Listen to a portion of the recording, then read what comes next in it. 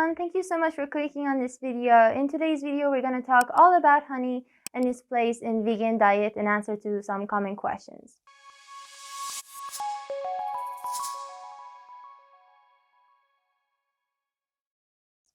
Our first question is, what is honey? Honey is a natural source for bees, and without it they would starve. And it also provides all the essential nutrients in poor weather and in winter months. A honeybee will visit up to 1,500 flowers to collect enough nectar for their honey stomach. A separate second stomach is where enzymes will break down the nectar into honey, and after returning to hive, it gets regurgitated and chewed by house bees to complete. One of the most interesting things about honey is that a honeybee will produce only up to 12 teaspoons of honey in their lifetime. So that teaspoon of honey you have with your morning tea is life's worth of 12 bees. Did you know that there are 1,000 species of bees that pollinate many different plants, but there are only 7 recognized honeybees that pollinate specific crops?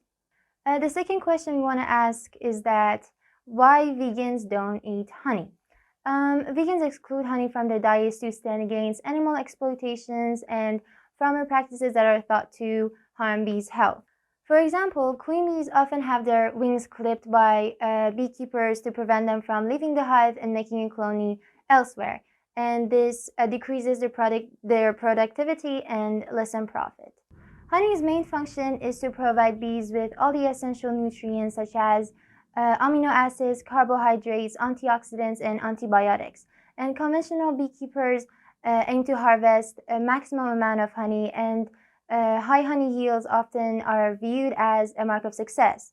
So after taking the honey from the hive, they replace it with sugar, which is really bad for bees' health because it lacks all the essential micronutrients. Most honey from large-scale producers come from hives that are treated with antibiotics, and beekeepers often respond to disease outbreaks by burning the hive with all the bees inside. You may not be eating what you think you're eating because fraud and mislabeling is rampant in this industry, and honey is world's third most adulterated food after milk and olive oil.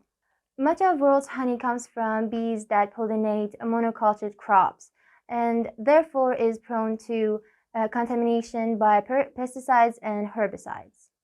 The third question we want to ask is, what are the best alternatives to honey? A few of the best alternatives to honey are maple syrup, blackstrap molasses, barley syrup, and brown rice syrup, date syrup, and bee-free honey.